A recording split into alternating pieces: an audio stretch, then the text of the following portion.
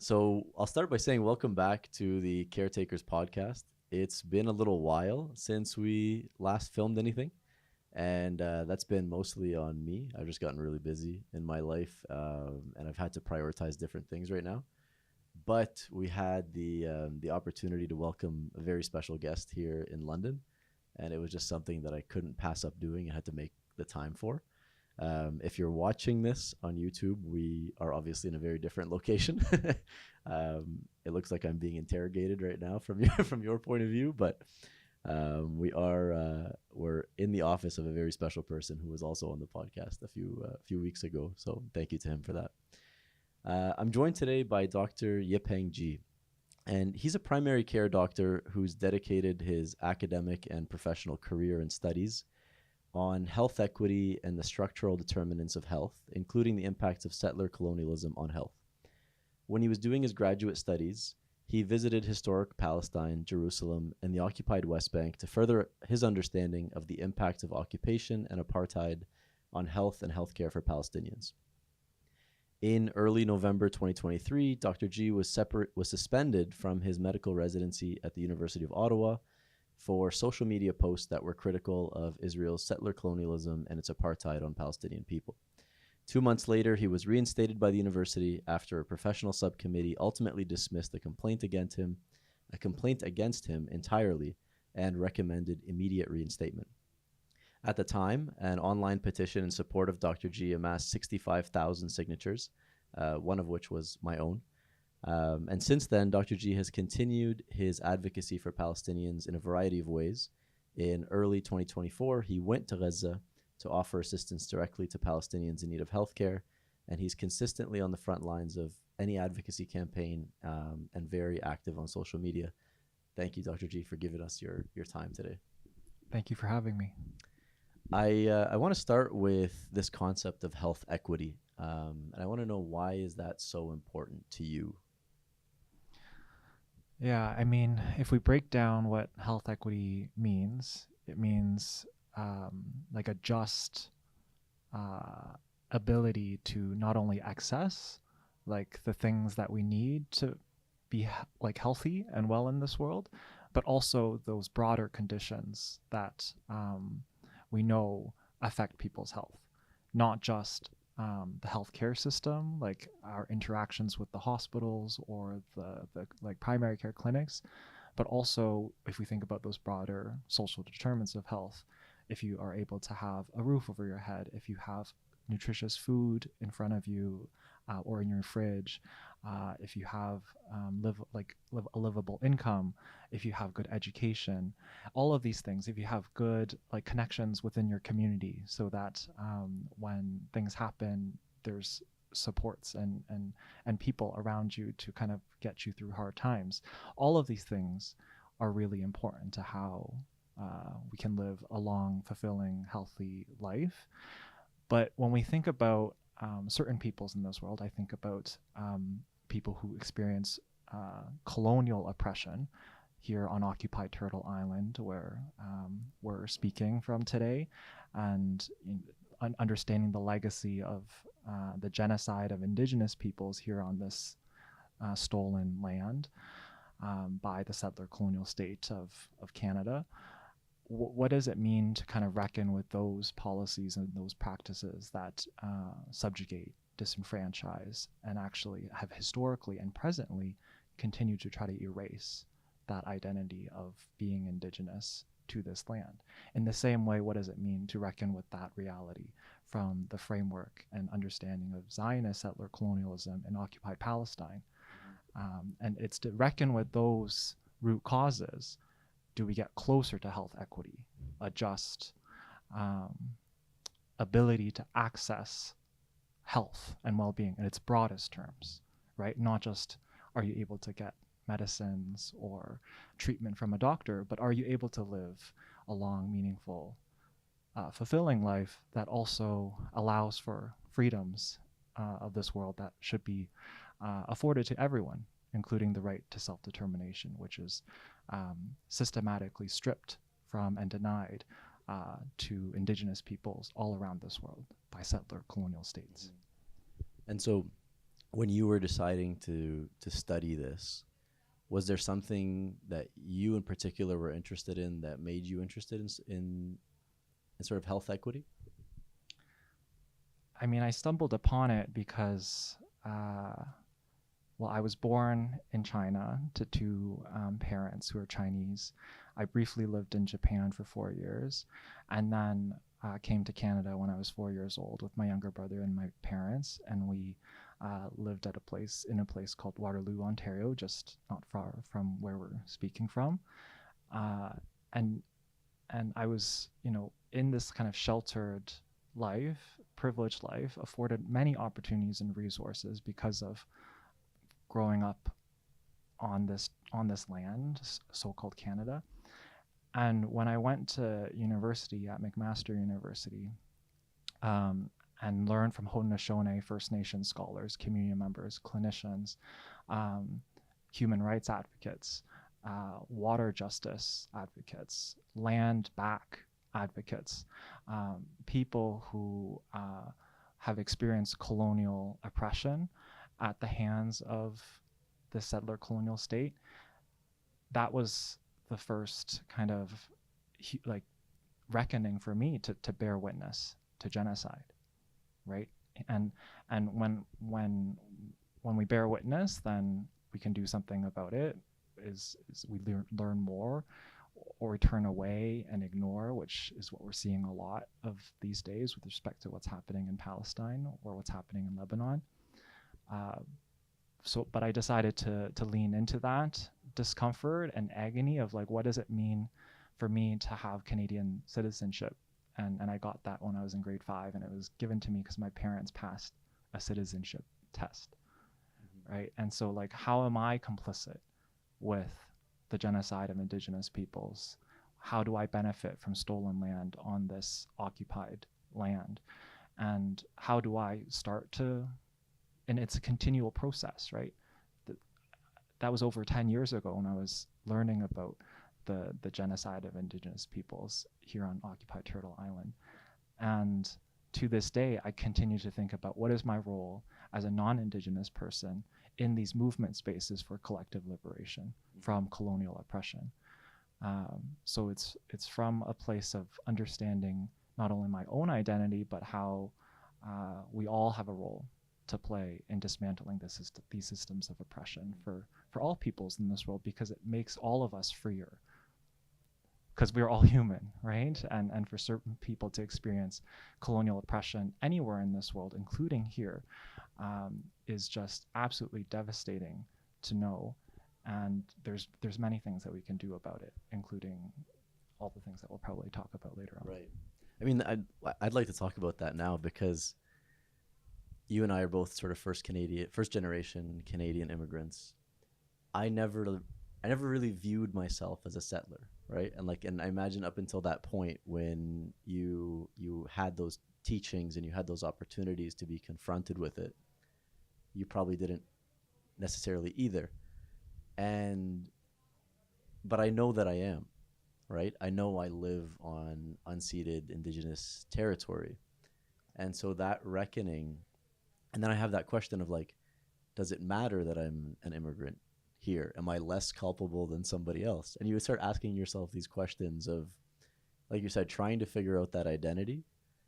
And I've been thinking about this, and ultimately I've realized, or at least until now, maybe you'll change my perspective on it, that it doesn't really matter necessarily where I'm coming from. It matters more what I do about it. Because I could sit here and say, well, I didn't participate in the genocide of the Indigenous people here. I don't really see the direct ways that I benefit from it, right? Which is, we know, is like, there's a lot of indirect ways that I do, obviously.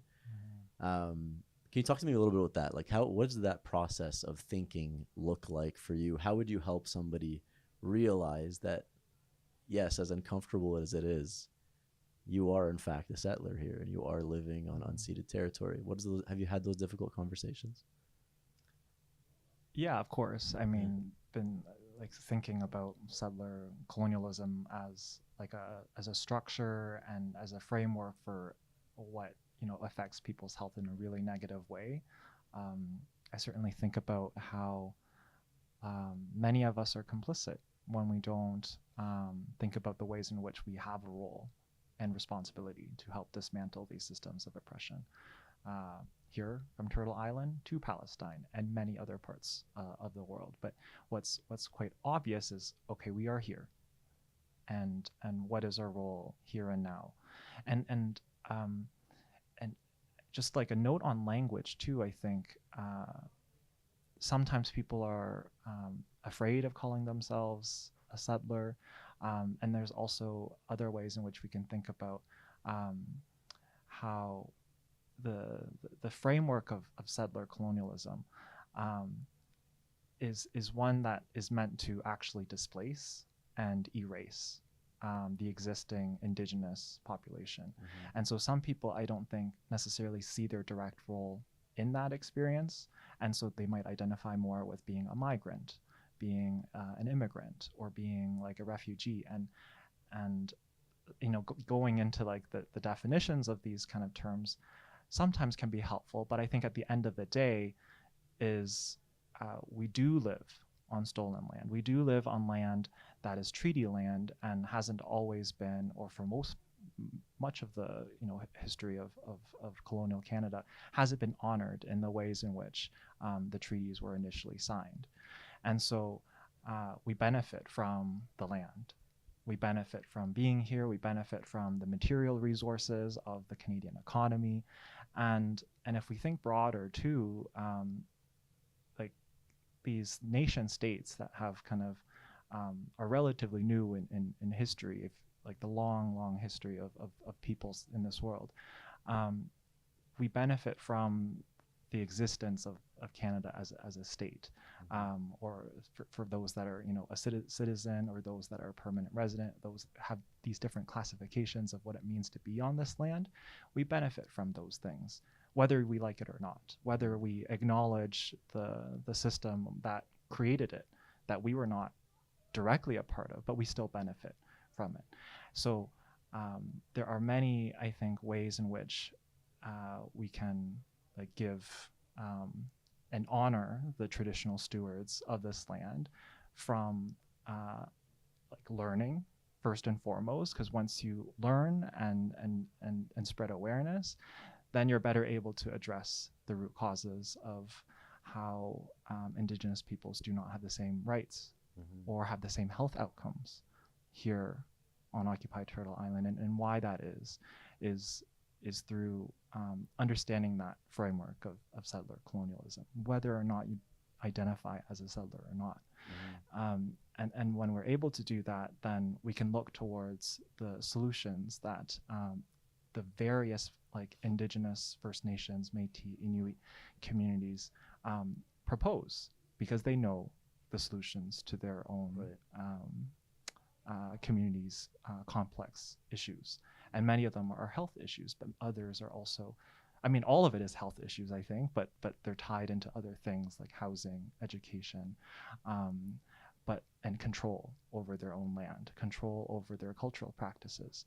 And so learning about where we situate ourselves, and learning about the context in which how that land has been either stolen or not honored through certain treaties, then we can look towards the traditional stewards of the land, the communities, and do better in terms of how we show our solidarity in a movement for land back, for example, or a movement for defending water rights, or environment, tackling environmental racism and justice in different parts of this country. To address those things here is absolutely necessary and is tied to our existence on this land. Right. And that's something that I've seen you talk about a lot, is this idea of collective liberation. Yeah. Could you just describe what that means to you? So it's something that we're always working towards, right? Knowing that there are these systems of oppression. Commonly, I think about colonialism. We've been talking about it for a bit now, but also imperialism, and how Western imperialism in particular affects, people around the world, and actually lead to displacement crises or climate crises in other parts of the world, including in Palestine, and now people from those regions actually come to Canada to seek refuge, and then they don't even get the same resources or opportunities here. And so, but to go back to that list of systems of oppression, including patriarchy, structural racism, these are things that we need to reckon with in terms of how they create unequal distributions of power, right? And how certain people's agendas are kind of prioritized, often at the expense, or many of times, or almost all the time, at the expense of other people's agendas or other people's well-being, right. Such as putting profits over people. If we think about how capitalism continuously extracts the land, extracts from people, extracts from the working class, and to dismantle these things, we get closer to collective liberation. We get closer to all of us having the same freedoms and liberties and ability to live a long, fulfilling life. This was, so you mentioned something that reminded me of this common thing that I see of people that complain about migrants, and like not wanting to have migrants here, and in particular, obviously, I sort of pay attention to the ones that are like anti-Arab, Islamophobic, like those kind of things. I'm like, we wouldn't be here if you didn't intervene in our countries in the first place, right? Like, sure, you don't want anybody from Gaza to come to Canada. Maybe you should stop giving weapons to the people that are bombing Gaza and forcing them out of their homes. Right? And so like the logic never quite makes it there, though. That interconnectedness that you're talking about, of, let's say that's the outcome that you're looking after or you're looking for. By doing the things that you're doing and helping support today, you're creating more of the issue that you seem to be against. Right? And so it's always funny, the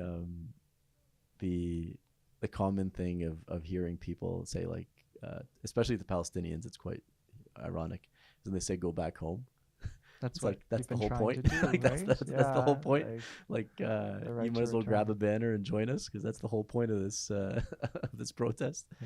But yeah, it's like, I think what you said, like, it starts with the learning, and I think for too long we've relied on, or at least I have, I can't speak for other people, but I've relied on my schools to do that teaching. And I think you experienced something earlier this year where maybe you realized it before, but it surely would have cemented it more, is that our institutions that we held up in such high regard aren't necessarily going to be the sources of truth.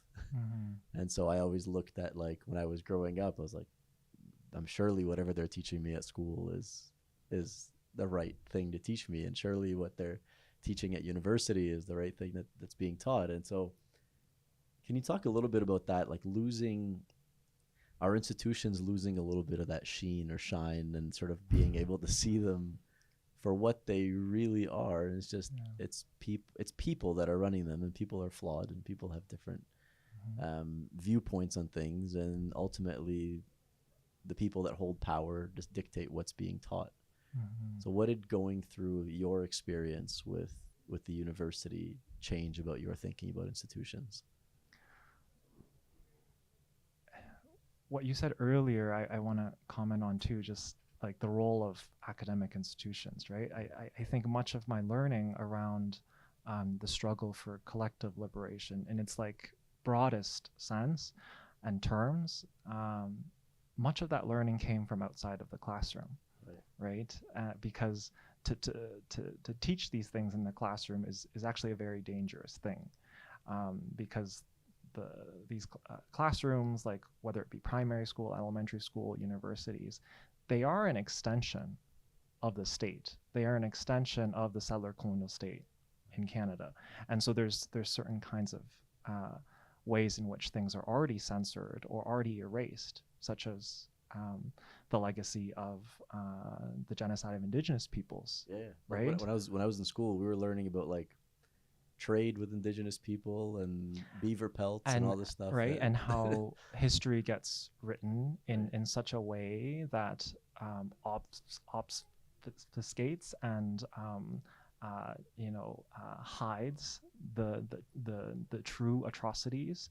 And what we have here in to this day, where we have more or less a degree of truth, which also people are debating and denying, like the residential school system, and the 60s scoop and the child welfare system, of where families were torn apart, indigenous families, First Nations families were torn apart.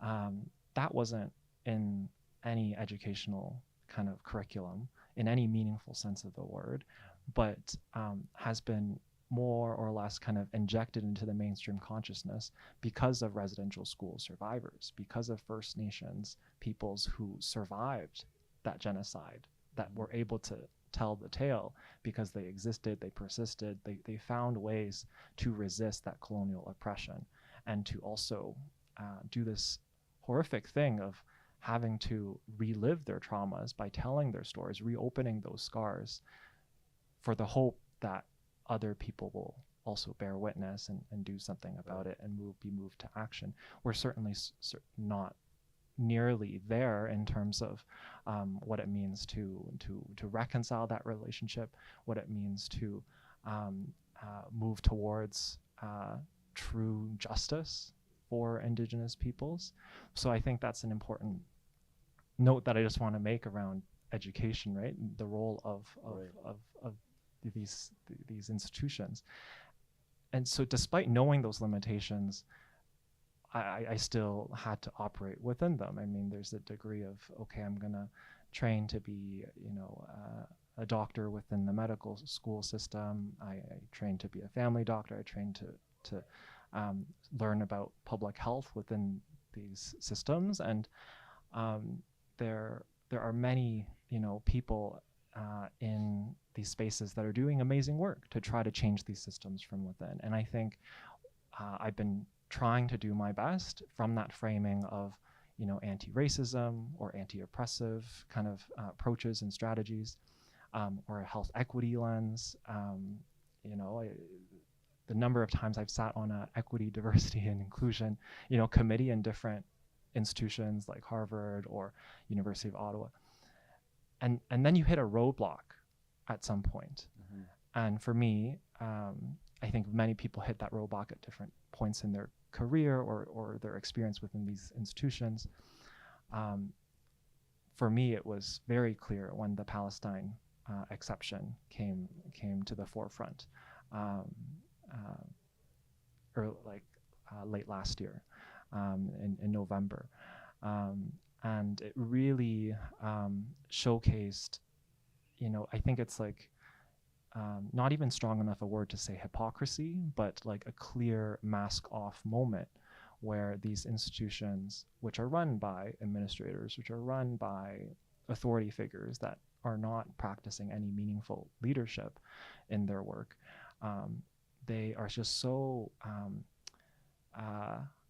spineless with respect to the question, the issue of Palestine. Mm-hmm. When you present the facts, when you present how it is an act, an exercise of anti-Palestinian racism, to kind of call anything with respect to Palestine, for that matter, just like hateful, inflammatory, anti-Semitic, which I've had happen in closed doors, to not acknowledge that, harm, is a weaponization of not only upholding Zionism, but actually white supremacy within these institutions. But these institutions have been built this way, right? If we can think about the ways in which they exist here on the so-called Canada. So in some ways it's not surprising, but I think for me it was a very intimate experience of like, here I was trying to push within these institutions like the University of Ottawa or the Canadian Medical Association, and but to personally hit those obstacles and those roadblocks, it obviously hurts a lot, because we're not talking about a debate, we're not talking about a discussion, we're talking about these institutions attacking one's character and integrity. And it's not about the work of collective liberation anymore. They're weaponizing anti-Semitism, they're weaponizing professionalism, to say, no, you need to quiet down, you need to simmer down, you need to get in line, you need to uphold the status quo of this institution, and not actually meaningfully commit to health equity, not actually meaningfully commit to anti-racism, because if we do those things, then it does put into question how these institutions are complicit in not meaningfully moving towards reconciliation for Indigenous peoples here, not meaningfully addressing their own racist stances on Palestine. And commonly people comment on how many of these institutions put out statements of support for Ukraine when the escalation took place between Russia and Ukraine and led to the full-out war, and absolutely nothing, right, for Gaza, for Palestine, and it's their own downfall, I think, when they say we're not releasing these statements because they're too political, or they're too sensitive, when it's exactly these spaces, academic spaces, where we need to have those uncomfortable conversations, right? Like, as someone who's been in the space of health equity, it ends up becoming a conversation about anti-racism or decolonial strategies in health and healthcare. And those conversations are absolutely uncomfortable, because you're talking about like racism at a structural level all the way down to the interpersonal, sometimes internalized level. And those are not fun things to talk about, but we have to address them. We have to talk about them to be able to address them. If we can't talk about them, then it's impossible to address. And so when that's the reality that we have presently still, we're seeing academic institutions like, I learned, Western University, Toronto University, they're putting, or not Toronto, but Queen's University, they have these like new policies around what students can do in terms of protesting, their limitations on protesting. That can't be disruptive, it can't, have too much, like the point of protest is to disrupt. And if we're cracking down on those things on academic institutions, then we're so clearly we're seeing how our own civil liberties, our freedoms, are being attacked here. But did we even have them in the first place? Right? Did we even have them in the first place? Like, how have we been able to talk about Palestine in any meaningful way?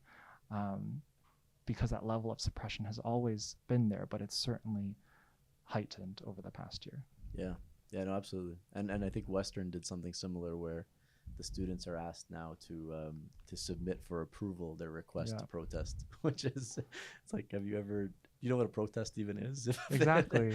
I've got a request to protest from the people. I have to get approval from the people I'm protesting to protest.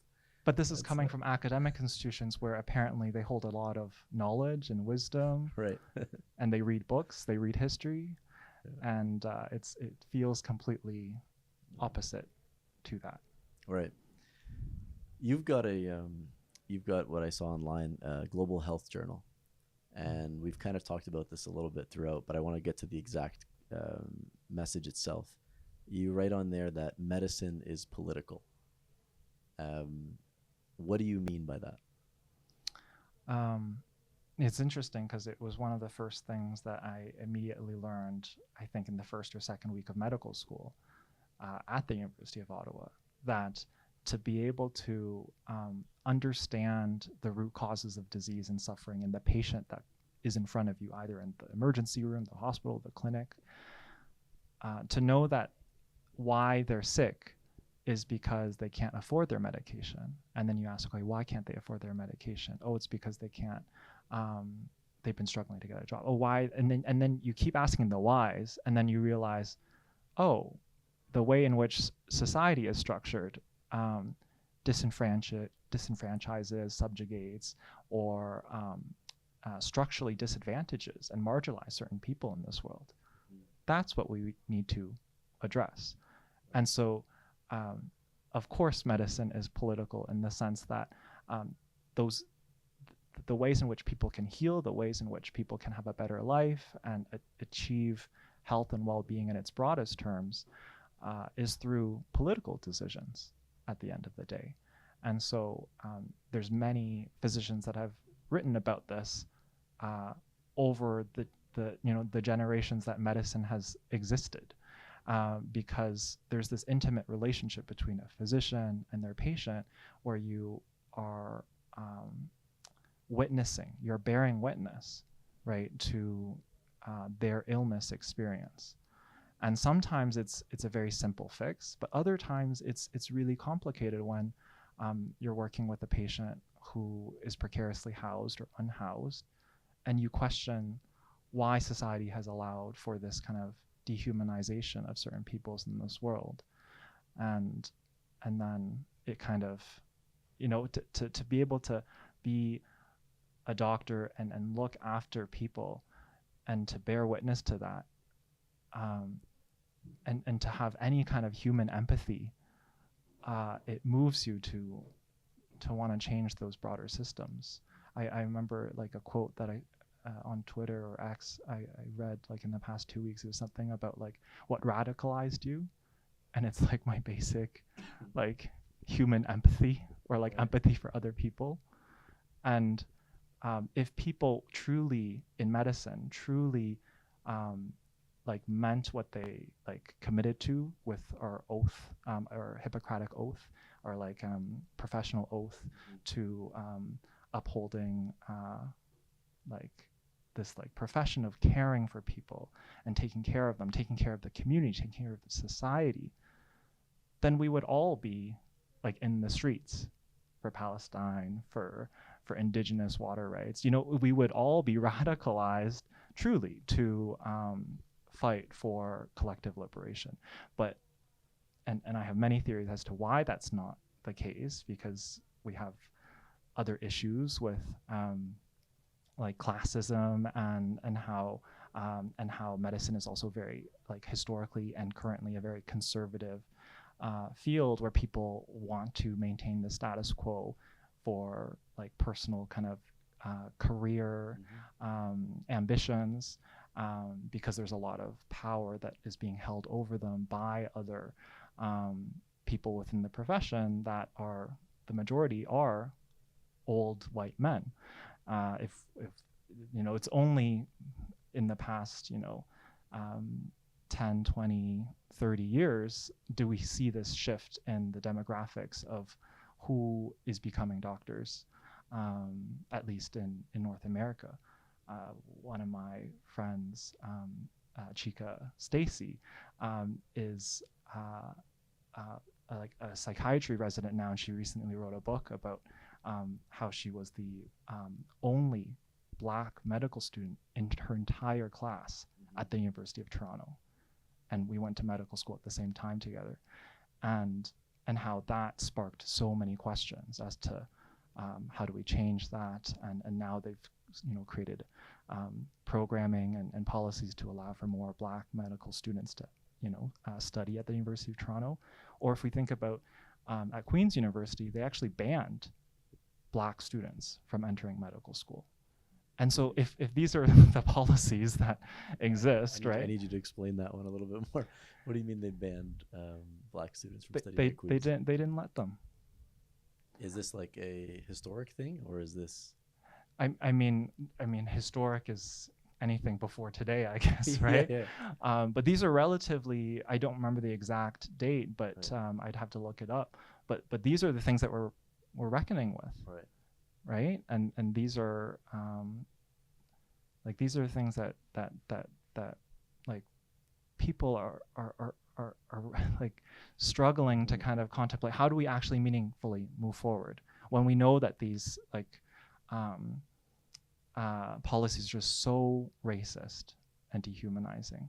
I mean, I think about my own identity of being Chinese Canadian. Mm-hmm. There was the Chinese head tax when Canada was like, oh, we don't want any more like Chinese laborers to work on the railroads in Canada.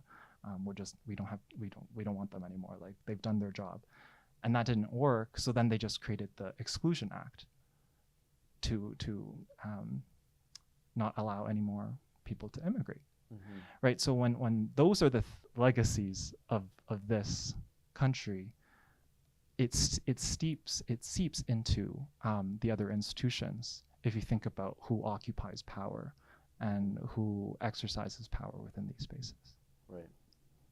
And so, I mean, from that sense, you can see it in the demographic shifts, right? You can see it in terms of, and going back to the Palestinian issue for a second, is you can see that the younger generation is much more informed about what's going on in Palestine, and they're much more active in terms of advocacy. Is this a thing that we just wait and see how things change? Like, do you think time will cure this? No. No. Okay. No. Yeah, so no, we can't sit back and be like, oh, we just hope things will get better. Right. Like, that's not how human rights or civil liberties are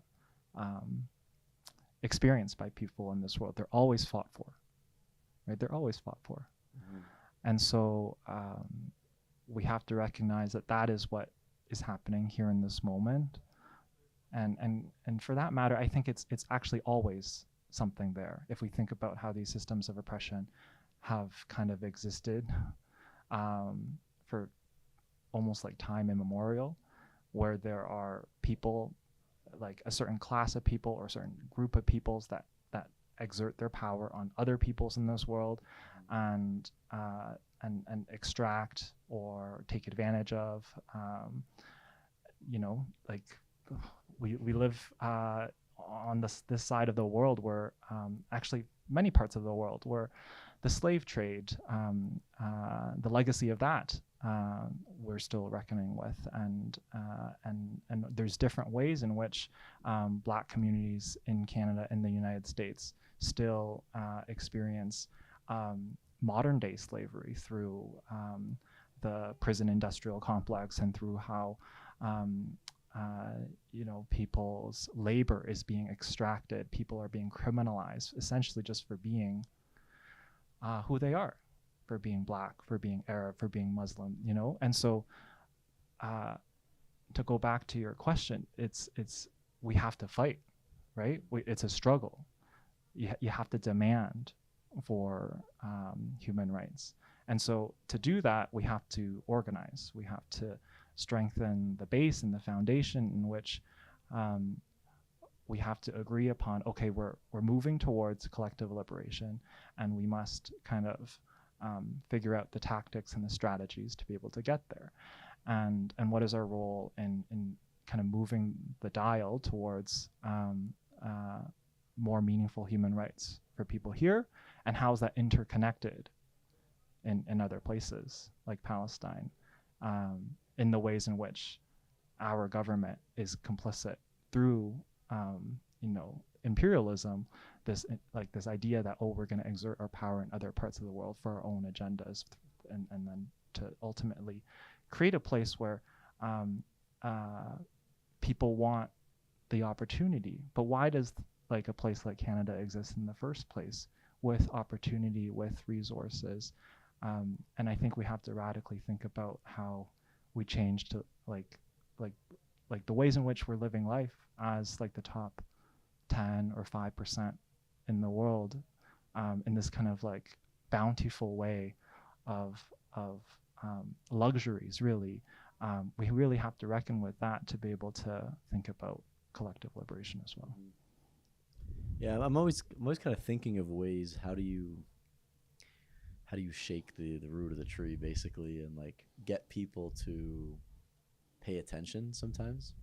So I mean, it's been a year, right? And a year that we're talking about now is obviously since October 7th, 2023, but it's been 76 years Yeah. for the Palestinian struggle. But I always struggle with people that have empathy. So they'll look at what's going on and they'll say that's terrible and it's horrible what's going on in Gaza. But they're like, that's it. It ends there, right? And so they're focused on whatever, maybe their career or their kids, or they're just like, it's just something they know is out there. They know it's horrible. They don't like that it's happening, and they're not willing to make any effort to stop it. Mm-hmm. How do you help people get there, or what do you do with people like that? I mean, my first thought is people are kind of autonomous, right? They Right. have their own agency. And so what I think is my philosophy or approach is ideally people just get there on their own. Right. Like the people. I don't mean like a politician or like an administrator within an institution. Right. Like those folks need to be pressured. Right. There's a relationship there, right? Like they have power over people and they're abusing that power, and so they need to be pressured. They need to know that the people are against them in the ways in which their policies and practices are killing people, or is really, really harming people within like an academic institution, for example. But I would say like people in community with one another, I think we have to like come at it from a place of deep care and love and compassion of here is why I care about the human rights of other people, and if you can't see that, then maybe you can think about how parts of your life is really also affected by these systems of oppression that fuel what's happening in Palestine. And so a common thing I think about is how people here struggle with the day-to-day as consequence to capitalism and colonialism. They are struggling to make ends meet. They feel like they need to, work so hard so that they can get to the next thing or to take care of their family. While there are health and social educational services that are being privatized or degraded here, and there are cuts to these kind of publicly financed and funded services that should benefit everyone. While we still are able to send weapons, we're still able to, support a genocidal colonial entity that is trying to wipe an entire kind of population off the map. And so we really have to question how, like, are our taxpayer dollars being put to good use, right? And so if we can at least recognize like our own complicity through the ways in which our politicians are using our money, our hard-earned money. Like people don't want to pay taxes because sometimes they don't see the benefits to the publicly funded services, and so I think people have a right to be really angry as to how ultimately the state or the government should be working for them as the people, and not for some like genocidal colonial entity on the other side of the world that is like massacring children, massacring a civilian population every day for the past year. And we know that the genocide did not start this last year. The genocidal intent was clearly there 76 years ago with the founders of Zionism and the rhetoric that they had about creating this ethno-state that is really supremacist and in its thinking, that it can just subjugate and eliminate and ethnically cleanse Palestinians. Yeah. So the reason I asked that question is because I know a lot of people struggle with that. Is they work somewhere, or they're in a friend group, or they play sports with a group of people, or whatever, who have just pretended like nothing's happening, and it can feel sometimes like you're the one that's sort of not normal. You're like, why am I the only one that's actually paying attention to this in my circle of people that I interact with, right? And so that can be very difficult for people to deal with. And so that's why I asked the question of like, what do you do? And I think a lot of people have gotten to the point where they've just moved on from those relationships, or they've in cases where they can't actually move on, they've kind of just checked out of them, which I don't think is great for us long term.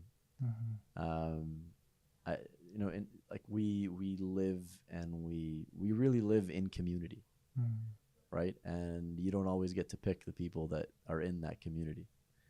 And so that's something I struggle with now, is how much do you're talking. I love how you separated it between people that you pressure and people that you have to sort of show compassion to and understanding. And we have to be able to differentiate that in our lives and know when to step away for our own sort of mental health, and when to re-engage and sort of touch base with people again and say, listen, like, this is I don't especially if you're close friends with someone, it's like, I don't understand how you don't see this yet, so like walk me through your thinking, and having those conversations that are ultimately going to be very difficult conversations to have. I'm conscious of time, and I want to ask you about Gaza. What did you learn there?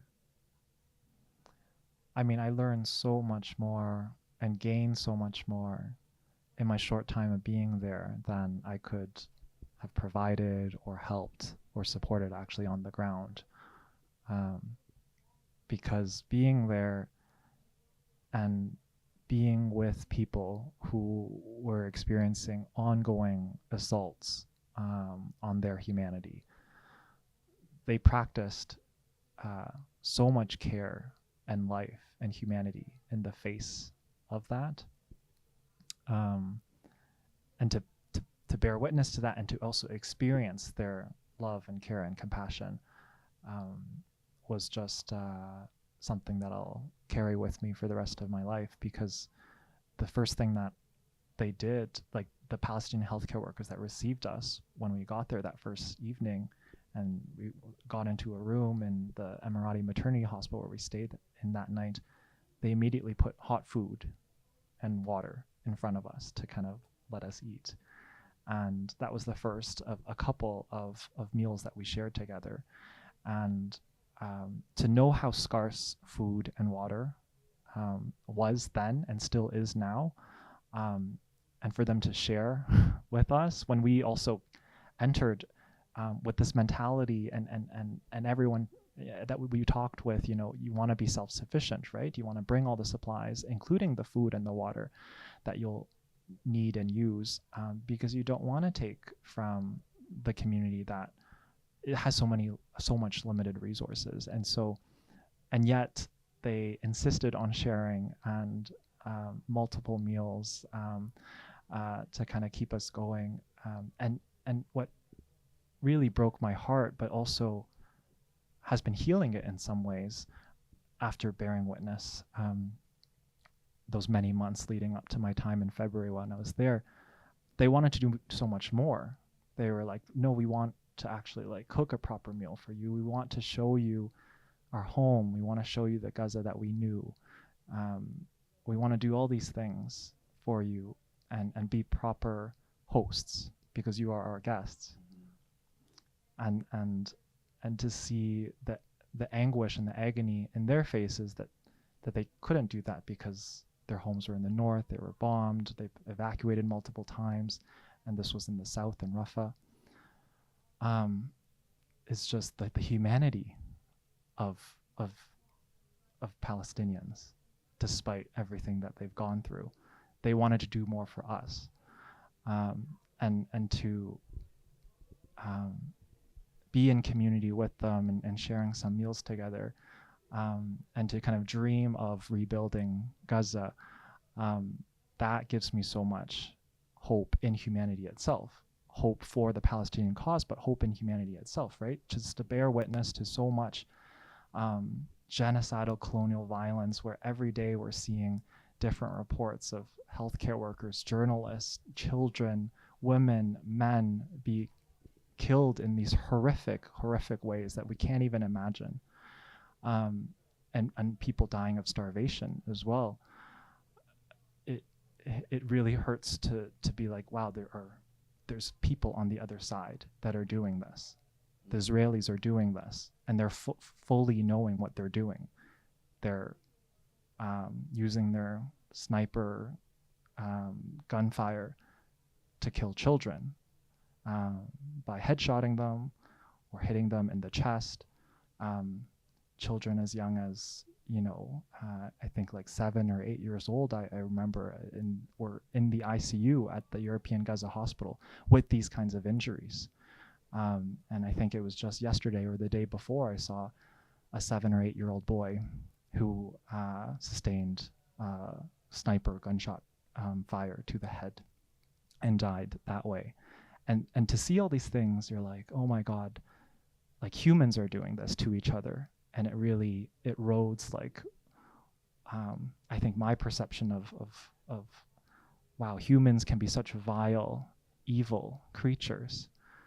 But then to be with Palestinians in Gaza, it does really try to help kind of correct that perception of like, no, I'm seeing the most beautiful, most honorable, most human people that I've ever encountered, and I get to spend some time in space with them and learn from them, and hopefully do some justice in sharing some of these stories outside of Gaza, so that we can see an end to the genocidal violence and also see a free Palestine within our lifetimes. And I truly see and believe that liberation is around the corner, because more and more people are bearing witness close, but also afar, to this kind of practice of humanity.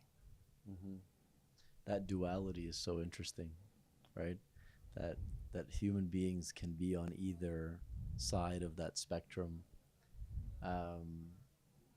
and view each other as well on either sides of that spectrum. It's, I want to say it's subjective, but I'm not sure that's true. I think there is some things that are objectively right and wrong to do. But just when you look at some of the rhetoric, and it's from both sides at times, some of the rhetoric is very dehumanizing. And I genuinely believe that there are more quote unquote good people out there, or people at least that have good intentions and try to work that way, than there are people who don't. But it's just that point of getting organized, because the people who don't are very organized, seemingly over and over again. And yeah, so you were saying something there. No, I think you just kind of reminded me about how when we think about the outcomes that we have in society, or the outcomes that we have from like a system or like a state, we have to know that these are the exact outcomes for which the system or the state or the project has been built for. Like, it's not a mistake that these things are happening.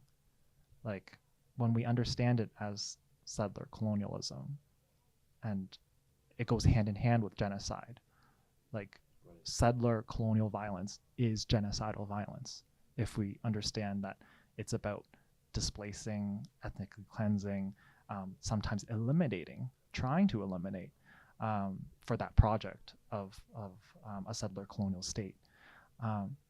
So like, it's unfortunate.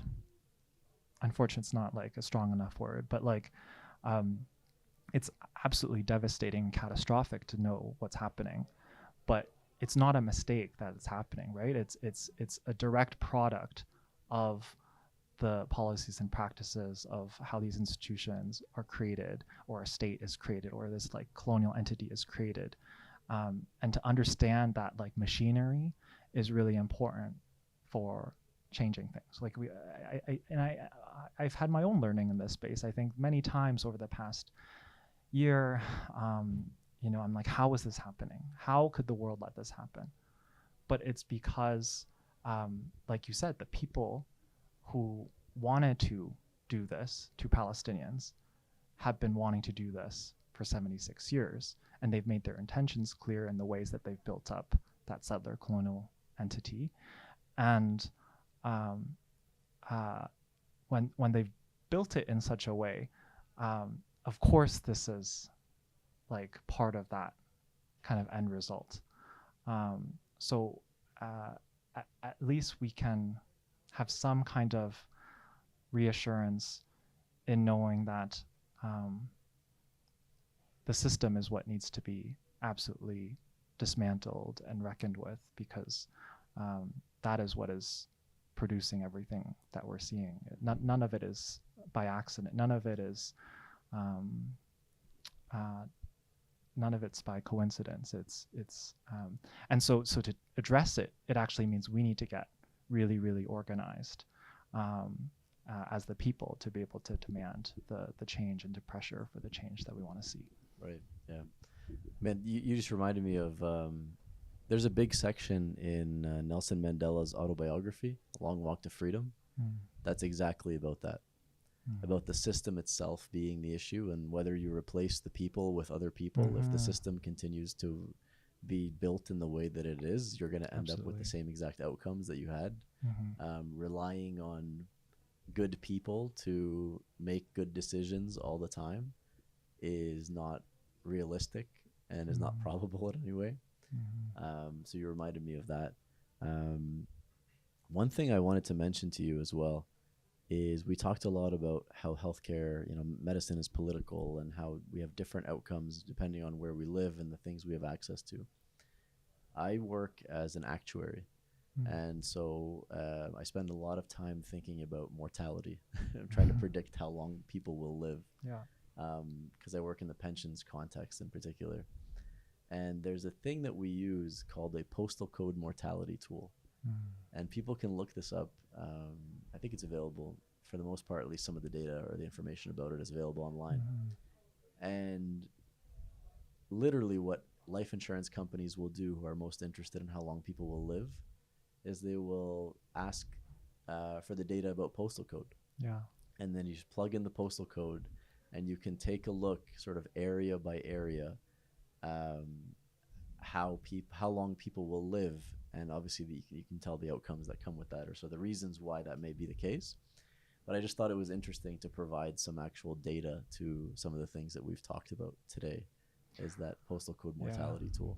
No, there's a lot actually in this space. Like I remember when I was doing my undergrad in Hamilton, there was an exact piece in the Hamilton Spectator. I forget exactly what it's called. It might have been like called Code Red or something, but it was like exactly about how people's health is directly correlated with their postal code.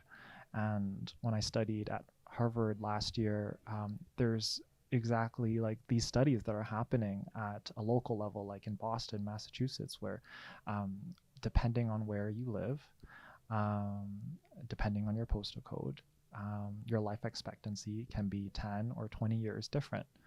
And we're talking about within like a 10-15 minute like bikeable distance, you have these discrepancies. And to kind of address those root causes of things like redlining in the United States, where like historically Black communities had their communities drawn around literally with a red line by politicians, city planners, and systematically target that community and say, no, you can't own, you have to lease, and all these ways in which people's opportunity for wealth has been systematically withheld.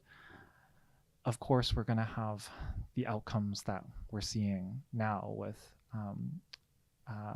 neighborhood deprivation, how certain neighborhoods just entirely have different health outcomes than others. And there's also a lot of research on this, like through like Public Health Ontario, like they do this kind of research at a neighborhood level for Ontario.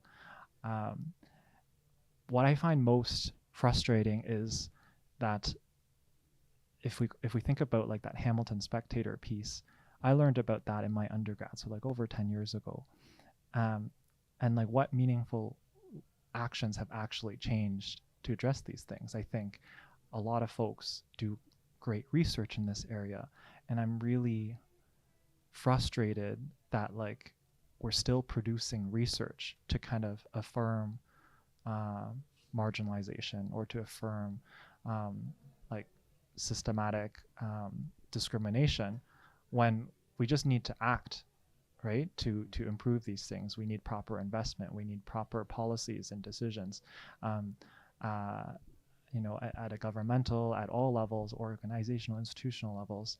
But once again, these systems were built a certain way to produce the outcomes that they want. And so I worry that sometimes these kinds of studies are actually distractions. Not to discount the really important work that some of these researchers do, but it's like a distraction to kind of like over research like racism, when like we know that like, or like there's also really important work to kind of document war crimes and to document what's happening in Palestine. But like, how much documentation do we really need when we have all been seeing like a fraction of it? It needs to be documented. It needs to be like, people need to be held accountable. But we haven't seen that accountability. So what do we do when we don't even see that kind of accountability, when all of us have been bearing witness? So I struggle a lot with the kind of fact collecting piece, and collating and synthesizing it into something that is truth telling, which is absolutely important. But at the end of the day, we need action, and sometimes even doing those things, do we even see the action afterwards? If I think about the Truth and Reconciliation Commission 94 calls to action, like how many have we actually made meaningful progress towards? Very few. Or the missing and murdered Indigenous women and girls report and their calls to action, how many have we really moved on? Very, very few.